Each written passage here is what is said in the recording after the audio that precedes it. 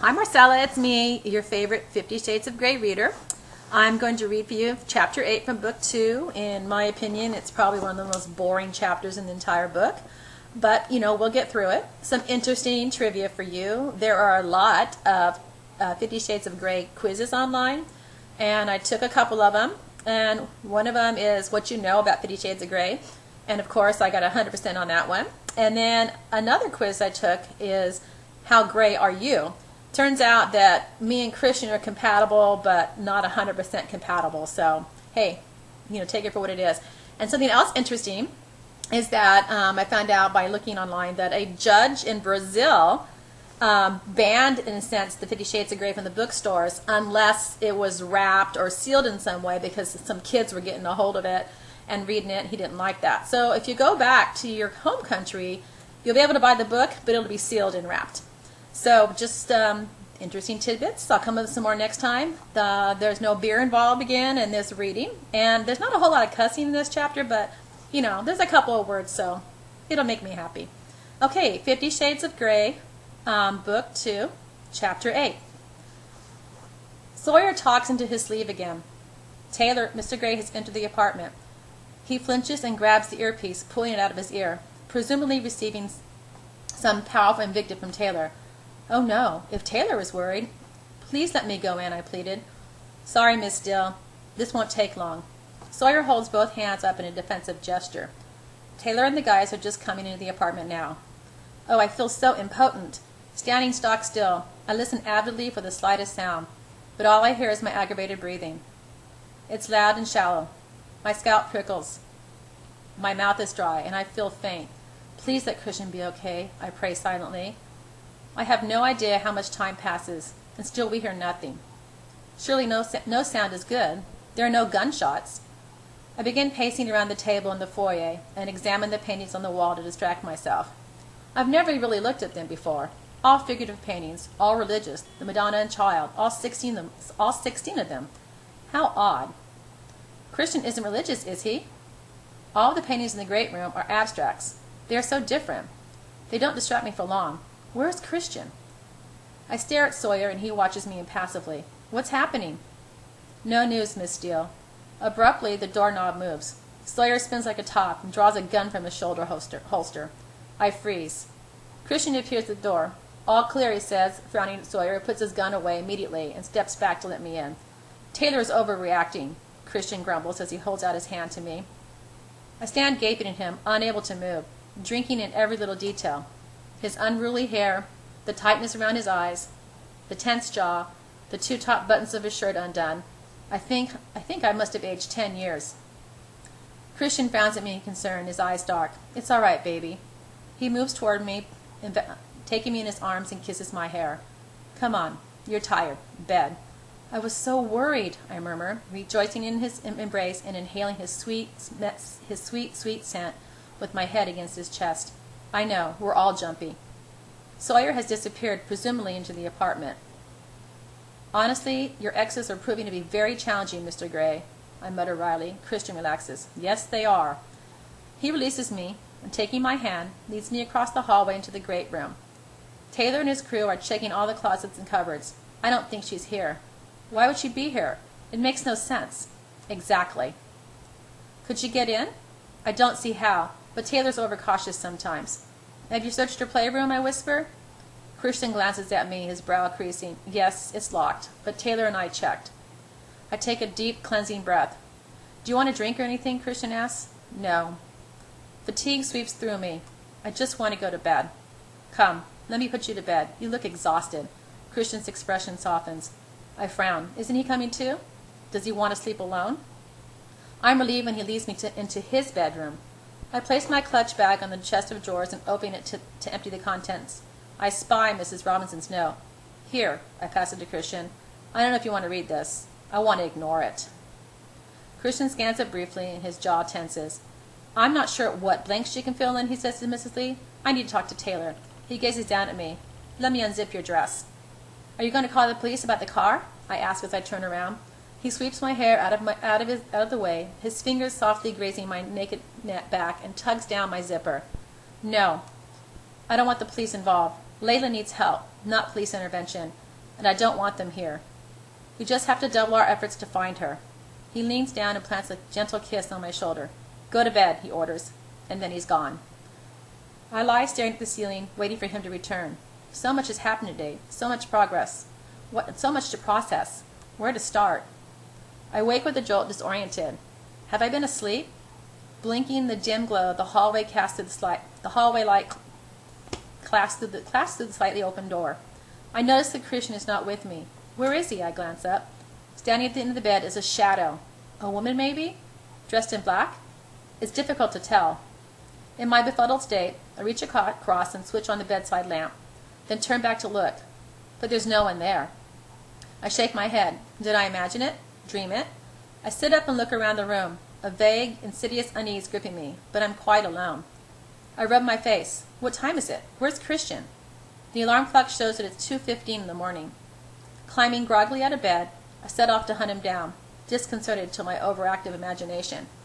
I'm seeing things now. It must be a reaction to the dramatic events of the day. The main room is empty.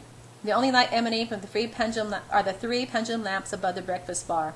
But his study door is ajar, and I hear him on the phone. I don't know why you're calling me this hour. I have nothing to say to you. Well, you can tell me now. You don't have to leave a message. I stand motionless by the door, eavesdropping guiltily. Who is he talking to? No, you listen. I asked you, now I'm telling you. Leave her alone. She has nothing to do with you. Do you understand? He sounds belligerent and angry. I hesitate to knock. I know you do, but I mean it, Elena. Leave her the fuck alone. Do I need to put it in triplicate for you? Are you hearing me? Good. Good night. He slammed down the phone on his desk. Oh, shit. I knock tentatively on the door. What? He snarls, and I almost want to run and hide. He sits at his desk with his head in his hands. He glances up, his expression ferocious, but his face softens immediately when he sees me. His eyes are wide and cautious. Suddenly he looks so tired, and my heart constricts. He blinks, and his eyes sweep down my legs and back again. I'm wearing one of his T-shirts. You should be in satin or silk, Anastasia, he breathes. But even in my T-shirt, you look beautiful. Oh, an unexpected compliment. I missed you. Come to bed. He rises slowly out of the chair, still in his white shirt and black dress pants. But now his eyes are shining and full of promise. But there's a trace of sadness, too. He stands in front of me, staring intently, but not touching me. Do you know what you mean to me, Anastasia? He murmurs. There's something happened to you. Because of me. His voice trails off, his brow creasing, and the pain that flashes across his face is almost palpable. He looks so vulnerable, his fear very much apparent. Nothing's going to happen to me. I reassure him, my voice soothing. I reach up and stroke his face, running my fingers through the stubble on his cheek. It's unexpectedly soft. Your beard grows quickly, I whisper, unable to hide the wonder in my voice at this beautiful, fucked-up man who stands before me. I trace a line of his bottom lip and trail my fingers down his throat to the faint smudge of lipstick at the base of his neck. He gazes down at me, still not touching me, his lips parted. I rub my index finger along the line, and he closes his eyes. His soft breathing quickens. My fingers reach the edge of his shirt, and then I run them down to unfasten the next button. I'm not going to touch you. I just want to undo your shirt, I whisper. His eyes open wide, regarding me with alarm, but he doesn't move and doesn't stop me.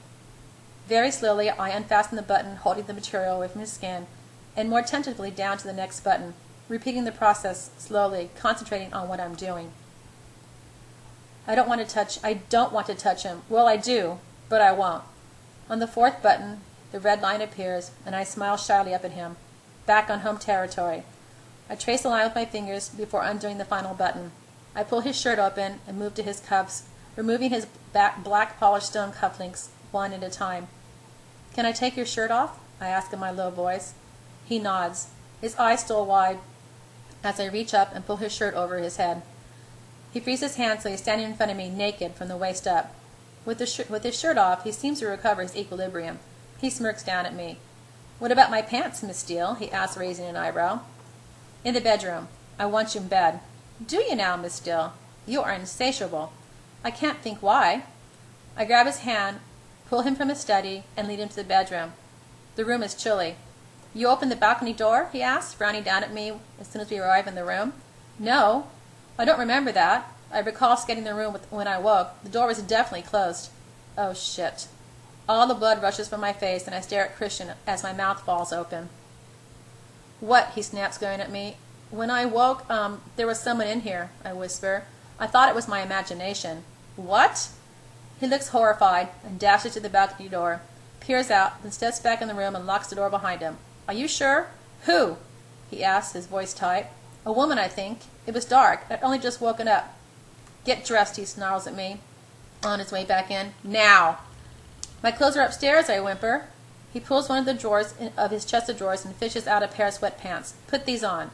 They are far too big, but he's not to be argued with. He swipes a t-shirt, too, and quickly pulls it over his head. Grabbing the bedside phone, he presses 2 buttons.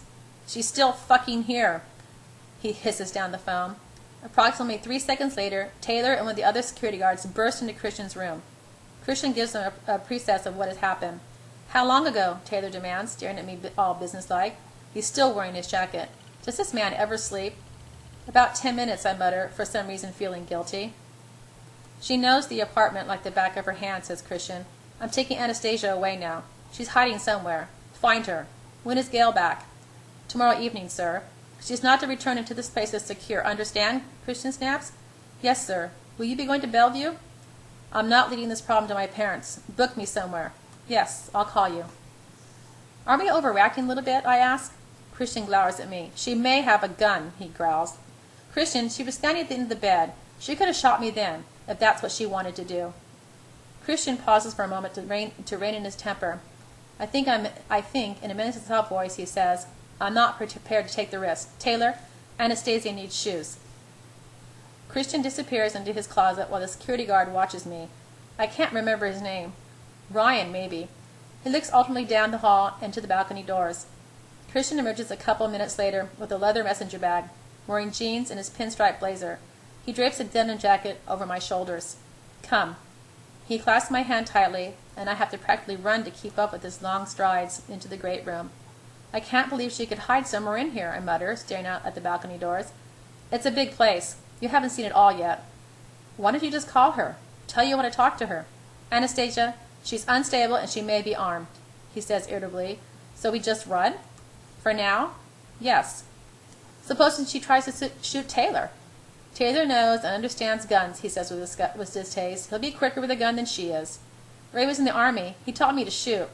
Christian raises his eyebrows and for a moment looks utterly bemused. You? With a gun? He says incredulously. Yes. I'm affronted. I can shoot, Mr. Gray. So you'd better beware. It's not just crazy ex-subs you need to worry about. I'll bear that in mind, Miss Steele, he answers dryly, amused, and it feels good to know that even in this ridiculously tense situation, I can make him smile. Taylor meets us in the foyer and hands me my small suitcase and my black Converse sneakers. I am stunned that he's packed me some clothes. I smile shyly at him with gratitude, and returning his smile is swift and reassuring. But I can't stop myself, and I hug him hard. He's taken by surprise, and when I release him, he's pink in both cheeks. Be careful, I murmur. Yes, Miss Dill, he mutters, embarrassed. Christian frowns at me and looks questioningly at Taylor, who smiles very slightly and adjusts his tie. Let me know where you're going, Christian says. Taylor reaches into his pocket, and pulls out his wallet, and hands Christian a credit card. You might want to use this when you get there. Christian nods. Good thinking. Ryan joins us. Sawyer and Reynolds found nothing, he says to Taylor. Accompany Miss Gray and Miss Steele to the garage, Taylor orders. The garage is deserted. Well, it is nearly 3 in the morning. Christian ushers me into the passenger seat of the R8 and puts my case and his bag in the trunk at the front of the car. The Audi beside us is a complete mess. Every tire is slashed. White paint is splattered all over it. It's chilling and makes me grateful that Christian is taking me somewhere else. The replacement will arrive on Monday, Christian says bleakly when he's seated beside me. How come she had known it's my car? He glances agency at me and sighs. She had an Audi 3. I buy all my submissives. It's one of the safest cars in its class. Oh, so it's not so much a graduation present then. Anastasia, despite what I'd hoped, you have never been my submissive, so technically it is a graduation present. He pulls out of the parking space and speeds to the exit. Despite what he hoped, oh no. My subconscious shakes her head sadly. Is this what we come back to, all the time? Are you still hoping, I whisper? The in-phone car buzzes. Gray, Christian snaps. Fairmont Hotel, in my name. Thank you, Taylor. And Taylor, be careful. Taylor pauses. Yes, sir, he says quietly, and Christian hangs up. The streets of Seattle are deserted, and Christian roars up Fifth Avenue toward I-5. Once on the interstate, he floors the gas pedal heading north. He accelerates so quickly that I'm momentarily thrown back in my seat. I peek at him. He's deep in thought, radiating a deep, brooding silence. He hasn't answered my question. He glances frequently at the rearview mirror, and I realize he's checking that we are not being followed. Perhaps that's why he's on I-5. I thought the Fairmont was in Seattle. I glaze out the window, trying to rationalize my exhausted, overactive mind. If she wanted to hurt me, she had ample opportunity in the bedroom. No, it's not what I hoped for, not anymore. I thought that was obvious. Christian interrupts my introspection, his voice soft. I bleaken him, pulling his denim jacket tighter around me, and I don't know if the chill is emanating from within me or from outside. I worry that you know that I'm not enough. You're more than enough. For the love of God, Anastasia, what do I have to do? Tell me about yourself. Tell me you love me. Why do you think I'd leave? Why do you think I'd leave when you told Dr. Flynn had told me all there was to know about me, about you? He sighs heavily, closing his eyes for a moment, and for the longest time he doesn't answer. You cannot begin to understand the depths of my depravity, Anastasia, and it's not something I want to share with you. And you really think I'd leave you if I knew? My voice is high, incredulous. Doesn't he understand that I love him? Do you think so little of me? I know you'll leave, he says sadly.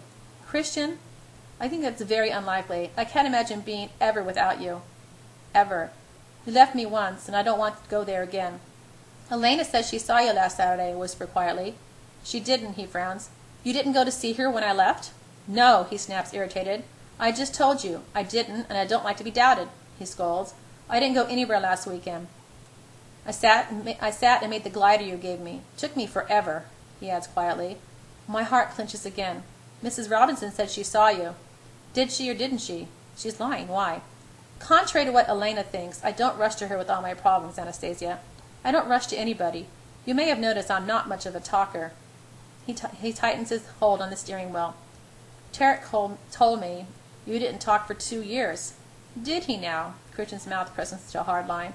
I kind of pumped him for information, embarrassed as I stare at my fingers. So what else did Daddy say? He said your mom was the doctor who examined you when you were brought into the hospital after you were discovered in your apartment. Christian's expression remains blank, careful. He said learning the piano helped, and Mia. His lips curled in a fond smile at the mention of her name. After a moment, he says, she was about 6 months old when she arrived. I was thrilled. Elliot less so. He'd already had to contend with my arrival. She was perfect. The sweet, sad awe in his voice is affecting. Less so now, of course, he mutters, and I recall her successful attempts at the ball to thwart our lascivious intentions. It makes me giggle. Christian gives me a sideways glance. You find that amusing, Miss Steele? She seemed determined to keep us apart. He laughs. Yes, she's quite accomplished. He reaches down and squeezes my knee. But we got there in the end. He smiles and glances at the rearview mirror once more. I don't think we've been followed. He turns off the I-5 and heads back to central Seattle. Can I ask you something about Elena? We are stopped at some traffic lights. He gazes at me warily. If you must, he mutters suddenly, but I don't let his irritability deter me. You told me ages ago that she loved you in a way you found acceptable. What does that mean? Isn't it obvious, he asks. Not to me. I was out of control. I couldn't bear to be touched. I can't bear it now. For a 14, 15-year-old boy, adolescent boy, with hormones raging, it was a difficult time. She showed me a way to let off steam. Oh, Mia said you were a brawler. Christ, what is it with my loquacious family? Actually, it's you. We've stopped at more lights, and he narrows his eyes at me. You have a way of getting information out of people, Anastasia. He shakes his head in mock disgust. Mia volunteered that information. In fact, she was very forthcoming. She's worried you start a brawl in the tent if you didn't win me at the auction, I muttered indignantly. Oh, baby, there was no danger of that. There was no way I would let anybody else dance with you. You let Dr. Flynn. He's always the exception to the rule. Christian pulls in the impressive leafy driveway of the Fairmont Olympic Hotel and parks near the front door beside a quaint stone fountain. Come. He climbs out of the car and retrieves my luggage. A valet rushes toward us, looking surprised, no doubt, at our late arrival. Christian tosses him the car keys. "Name of Taylor," he says. The valet nods and can't contain his glee as he leaps into the R8 and drives off. Christian takes my hand and strides into the lobby. As I stand beside him at the reception desk, I feel utterly ridiculous. Here I am in Seattle's most prestigious hotel, dressed in an oversized denim jacket, oversized sweatpants, and an old T-shirt next to this elegant Greek god. No wonder the receptionist is looking from one to the other, as the equation does not add up. Of course, she's overawed by Christian. I roll my eyes as she flushes crimson and stutters. Even her hands are shaking. Do you need a hand with your bags, Mr. Taylor?" she asks, going scarlet again. "No, Mrs. Taylor and I can manage." "Mrs. Taylor? But I'm not wearing a ring." I put my hands behind my back. "You're in the Cascade Suite, Mr. Taylor, 11th floor. Our bellboy will help you with your bags." "We're fine," Christian says curtly. "Where are the elevators?" Miss Flushing Crimson explains that, and Christian grasps my hand once more. I glance briefly around the impressive, sumptuous lobby full of overstuffed chairs, deserted save for a dark-haired woman sitting on a cozy couch feeding tidbits to her Westie. She glances up and smiles at us as we make our way to the elevators. "So the hotel allows pets? Odd for such a grand place." The suite has 2 bedrooms, a formal dining room, and comes complete with a grand piano. A log fire blazes in the massive main room. The suite is bigger than my apartment. "Well, Mrs. Taylor, I don't know about you, but I'd really like a drink," Christian mutters, locking the front door securely. In the bedroom, he puts my case and satchel on the ottoman at the foot of the king-size 4-poster bed and leads me into the main room, where the fire is burning brightly. It's a welcome sight. I stand and warm my hands with Christian, and he fixes both of us a drink. "Armagnac?" "Please." After a minute, he joins me by the fire and hands me a crystal brandy glass. "It's been quite a day, huh?" I nod, and his gaze is searching concern. "I'm okay," I whisper reassuringly. "How about you?" "Well, right now I'd like to drink this, and then if you're not too tired, take you to bed and lose myself in you." "I think that can be arranged, Mr. Taylor." I smile shyly at him as he shuffles out of his shoes and peels off his socks. "Mrs. Taylor, stop biting your lip," he whispers. I blush into my glass. The Armagnac is delicious, leaving a burning warmth in its wake as it glides sickly down my throat. When I glance at Christian, he's sipping his brandy, watching me, his eyes dark, hungry. "You never cease to amaze me, Anastasia. After a day like today, or yesterday, rather, you're not whining or running off into the hills screaming. I'm in awe of you. You're very strong." "You're a very good reason to stay," I murmur. "I told you, Christian, I am not going anywhere, no matter what you've done. You know how I feel about you." His mouth twists as if he doubts my words, and his brow creases as if what I'm saying is painful for him to hear. "Oh, Christian, what do I have to do to make you realize how I feel?" Let him beat you," my subconscious sneers. I scowl inwardly at her. "Where are you going to hang Jose's portraits of me?" I try to lighten the mood. "That depends." His lips twitch. This is obviously a much more palatable topic of conversation for him. "On what?" "Circumstances," he says mysteriously. "His show's not over yet, so I have a couple of days to decide." I cock my head to one side and narrow my eyes. "You can look as sternly as you like, Mrs. Taylor. I'm saying nothing," he teases. "I may torture the truth from you." He raises an eyebrow. "Really, Anastasia? I don't think you should make promises you can't fulfill." Oh my, is that what he thinks? I place my glass on the mantelpiece, reach over, and much to Christian's surprise, take his glass and place it beside mine.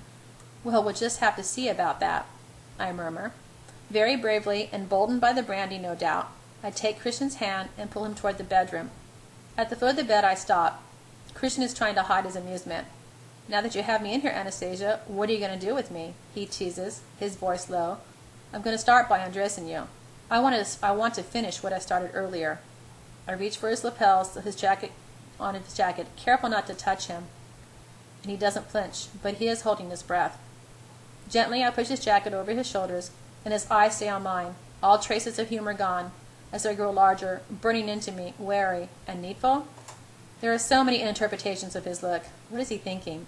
I place his jacket on the ottoman.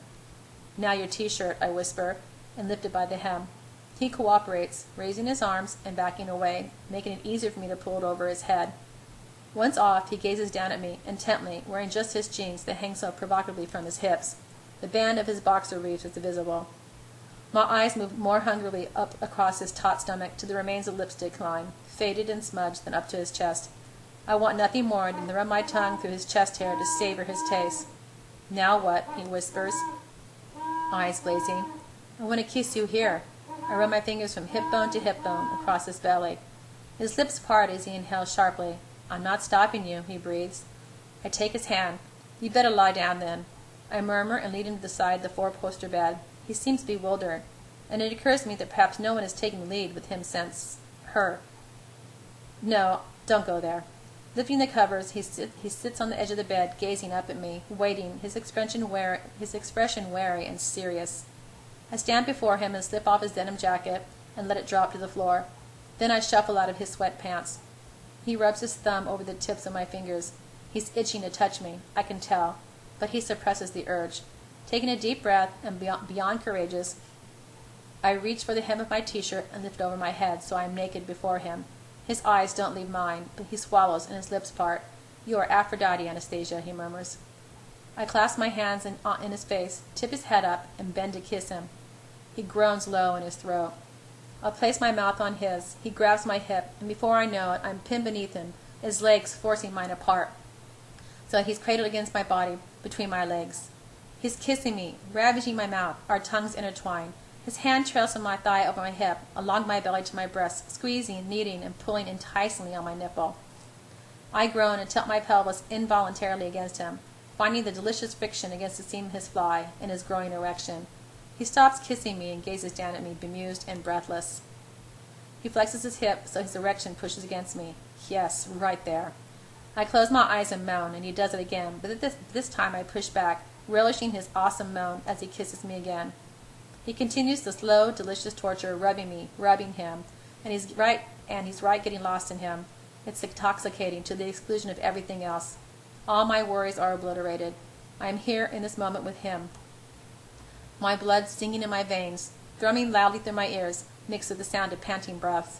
I bury my hands in his hair, holding him to my mouth, consuming him, my tongue as avaricious as his. I trail my fingers down his arms, down his lower back to the waistband of his jeans, and push my intrepid, greedy hands inside, urging him on and on, forgetting everything else except us. You're going to unman me, Anna, he whispers, suddenly breaking away from me and kneeling up. He brusquely pulls down his jeans and hands me a foil packet. You want me, baby, as sure as I want you. You know what to do. With anxious and dexterous fingers, I rip open the foil and unroll the condom over him. He grins down at me, his mouth open, eyes misty gray and full of carnal promise. Leaning over me, he rubs his nose against mine, his eyes closed, and deliciously slow, he enters me. I grasp his arms and tilt my chin up, reveling in the exquisitely full feeling of his possession. He runs his teeth along my chin, eases back, and then slides into me again, so slow, so sweet, so tender, his body pressing down on mine, his elbows and his hands on either side of my face. You make me forget everything. You are the best therapy, he breathes, moving an achingly leisurely pace, savoring every inch of me. Please, Christian, faster, I murmur, wanting him more. Oh no, baby, I need this slow. He kisses me gently, biting my lower lip and absorbing my soft moans. I move my hands into his hair and surrender myself to his rhythm as slowly and surely as my body climbs higher and higher in plateaus, then falls harshed and I come around him. Oh, Anna, he breathes as he lets go, my name a benediction on his lips as he finds his release. His head rests on my belly, his arms wrapped around me, my fingers forged in his unruly hair, and we lie like this for a long time. I don't know how long. It's so late and I'm so tired, but I just want to enjoy this quiet, serene afterglow of making love with Christian Grey. But that's what we've done. Gentle, sweet love-making. He's come a long way, as I have, in such a short time. It's almost too much to absorb. With all this fucked up stuff, I'm still losing sight of his simple, honest journey with me. I will never get enough of you. Don't leave me, he murmurs and kisses my belly. I'm not going anywhere, Christian. And seem to remember that I wanted to kiss your belly, I grumble sleepily. He grins against my skin. Nothing stopping you, baby. I don't think I can move. I'm so tired. Christian sighs and shifts reluctantly, coming to lay beside me, with his hand on his elbow and dragging the covers over us. He gazes down, his eyes glowing, warm, loving. Sleep now, baby. He kisses my hair and wraps his arm around me, and I drift. When I open my eyes, light is filling the room, making me blink. My head is fuzzy from lack of sleep. Where am I? Oh, the hotel. Hi, Christian murmurs, smiling fondly. He's laying beside me, fully dressed on top of the bed. How long has he been here? Has he been studying me? Suddenly I feel incredibly shy as my face heats under his steady gaze. Hi, I murmur, grateful that I'm lying on my front. How long have you been watching me? I could watch you sleep for hours, Anastasia, but I've only been here about 5 minutes. He leans over and kisses me gently. Dr. Green will be here shortly. Oh, I had forgotten about Christian's inappropriate intervention. Did you sleep well? He inquires mildly. Certainly seemed like it to me, with all that snoring. Oh, playful, teasing 50. I do not snore, I pout petulantly. No, you don't, he grins back at me. The faint line of red lipstick is still visible around his neck. Did you shower? No, waiting for you. Oh, okay. What time is it? 10:15. I didn't have the heart to wake you earlier. You told me you didn't have a heart at all. He smiles sadly, but doesn't answer. Breakfast is here. Pancakes and bacon for you. Come, get up. I'm getting lonely out here. He swats me on my behind sharply, making me jump and rise from the bed. Kristen's version of warm affection. As I stretch, I'm aware I ache all over. No doubt the result of all the sex, dancing, and teetering in expensive high-heeled shoes.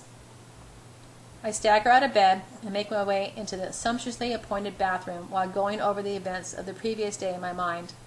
When I come out, I don one of the overly fluffy bathrobes that hangs on a brass peg in the bathroom. Layla, the girl who looks like me. That's the most startling image my brain conjures for conjecture, and that and her eerie presence in Christian's bedroom. What does she want? Me? Christian? To do what? And why the fuck has she wrecked my car? Christian said I would have another outing, like all the submissives. The thought is unwelcome. Since I was so generous with the money he gave me, there's not a lot I can do. I wander into the main room of the suite. No sign of Christian. I finally locate him in the dining room. I take a seat, grateful for the impressive breakfast laid before me. Christian is reading the Sunday papers and drinking coffee. His breakfast finished. He smiles at me. Eat up. You're going to need every ounce of strength today, he teases. And why is that? You're going to lock me in the bedroom? My inner goddess jerks awake suddenly, all disheveled with a just fucked up look. Appealing as the idea is, I thought we'd go out today, he said. Get some fresh air. Is it safe? I asked innocently, trying and failing to keep the irony from my voice. Christian's face falls and his mouth presses in a line. Where are we going, it is. And it's not a joking matter, he adds sternly, narrowing his eyes. I flush and stare down at my breakfast. I don't like being scolded after the drama in such a late night. I eat my breakfast in silence, feeling petulant. My subconscious is shaking her head at me. Fitty doesn't joke around about my safety. I should know this by now. I want to roll my eyes at him, but I refrain. Okay, I'm tired and testy. I had a long day yesterday and not enough sleep. Why, oh why, does he get to look as fresh as a daisy? Life is not fair. There's a knock at the door. That'd be the good doctor, Christian grumbles, obviously still smarting from my irony. He stalks from the table. Can we just have a calm, normal morning? I sigh heavily, leaving half my breakfast, and get up to greet Dr. Depo-Provera. We're in the bedroom, and Dr. Green is staring at me, open-mouthed. She's dressed more casually than the last time, in a pale pink cashmere twin set and black pants, and her fine blonde hair is loose. And you just stopped taking it? Just like that? I flush, feeling beyond foolish. Yes? Can my voice be any smaller? You could be pregnant, she says matter-of-factly. What? The world falls away at my feet. My subconscious collapses on the floor retching, and I think I'm going to be sick too. No! Here, go pee in this. She's all businesslike, taking no prisoners. Meekly, I accept the small plastic cup she's offered and wander dazed into the bathroom. No, no way, please, no. What will 50 do? I go pale. He'll freak. No, please, I whisper a silent prayer. I hand Dr. Green my sample, and she carefully places a small white stick in it. When did you start your period? How am I supposed to think about such minutia when all I can do is stare anxiously at the white stick? Wednesday? Not the one just gone, the one before that, June 1st. And when did you stop taking the pill? Sunday, last Sunday. She purses her lips. You should be okay, she says sharply. I can tell by your expression. that an unplanned pregnancy would not be a welcome news. So the mexaprosten progesterone is a good idea if you can't remember to take the pill every day. She gives me a stern look, and I quail under her authoritative glance. Picking up the white stick, she peers in. You're in the clear. You've not ovulated yet, so provided you've been taking proper precautions, you shouldn't be pregnant. Now let me counsel you about this shot.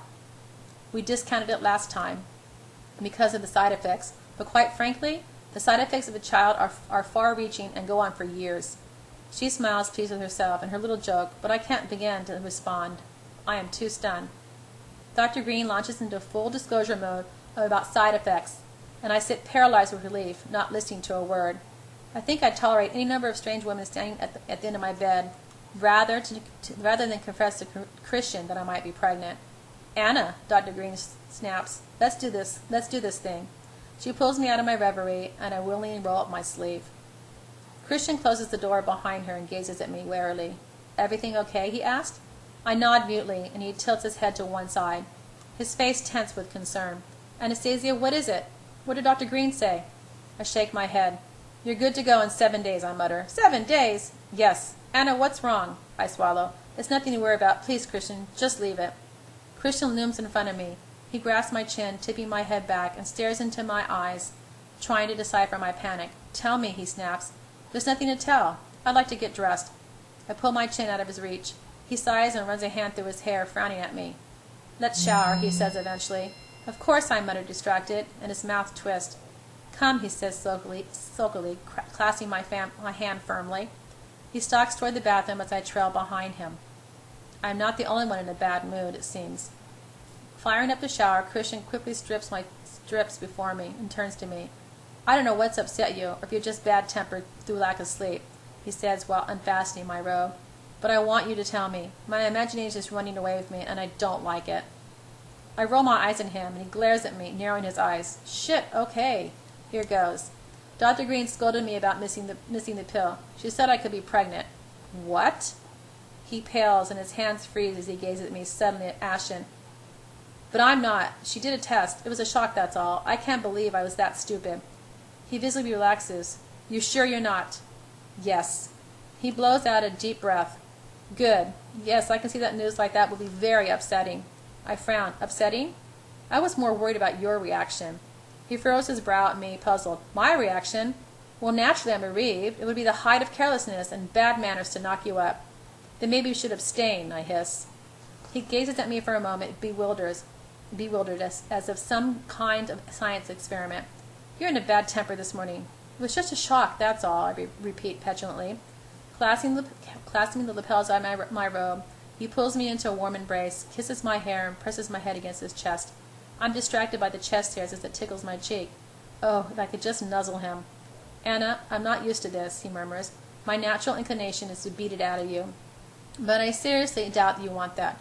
Holy shit. No, I don't. This helps. I'll hug Christian tighter, and we stand for an age in a strange embrace. Christian is naked, and I'm wrapped in a robe. Once again floored by his honesty. He knows nothing about relationships, and neither do I, except from what I've learned from him. Well, he's asked for faith and patience. Maybe I should do the same. Come, let's shower, Christian says eventually, releasing me. Stepping back, he peels me out of my robe, and I follow him into the cascading water, holding my face up to the torrent. There's room for both of us under the gargantuan shower head. Christian reaches for the soap, shampoo, and starts washing his hair. He hands it to me, and I follow suit. Oh, this feels good. Closing my eyes, I succumb to the cleansing warm water. As I rinse off the shampoo, I feel his hands on me, soaping my body, my shoulders, my arms, under my arms, my breast, and my back.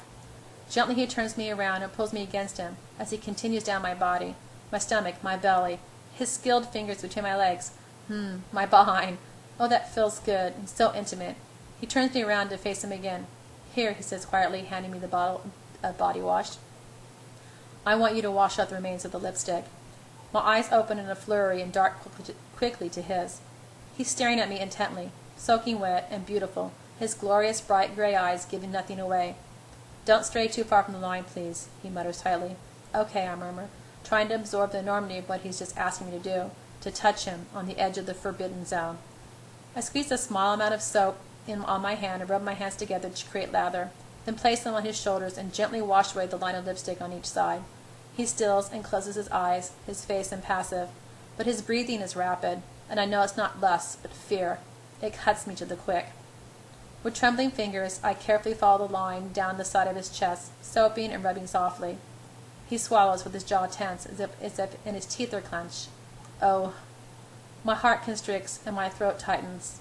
Oh no, I'm going to cry. I stop to add more soap to my hand and feel him relax in front of me. I can't look at him. I can't bear to see his pain. It's too much. It's my turn to swallow. Ready? I murmur, and the tension is loud and clear in my voice. Yes, he whispers, his voice husky, laced with fear. Gently I place my hands on either side of his chest, and he freezes again. It's too much. I'm overwhelmed by his trust in me, overwhelmed by his fear, by the damage done to this beautiful, fallen, flawed man. Tears pool in my eyes and spill down my face, lost in the water from the shower. Oh, Christian, who did this to you? His diaphragm moves rapidly with each shallow breath. His body is rigid, tension radiating off him in waves as my hands move along the line, erasing it. Oh, if I could just erase his pain. I would do anything, and I want nothing more than to kiss every single scar I see, to kiss away those hideous years of neglect. But I can't. But I know I can't, and my tears fall unbidden down my cheeks. No, please don't cry, he murmurs, his voice anguished as he wraps me tightly in his arms. Please don't cry for me. And I burst into full-blown sobs, burying my face against his neck, as I think of little boy, lost in the sea of fear and pain, frightened, neglected, abused, hurt beyond all endurance. Pulling away, he clasps my head with both hands, tilts it back, and leans down to kiss me. Don't cry, Anna. Please, he murmurs against my mouth. It was a long time ago. I'm aching for you to touch me, but I just can't bear it. It's too much.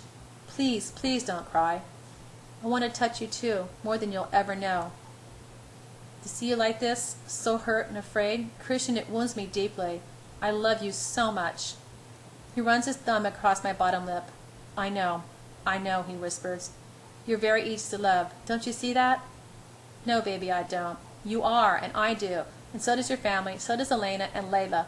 They have a strange way of showing it, but they do. You are worthy. He stops. Stop.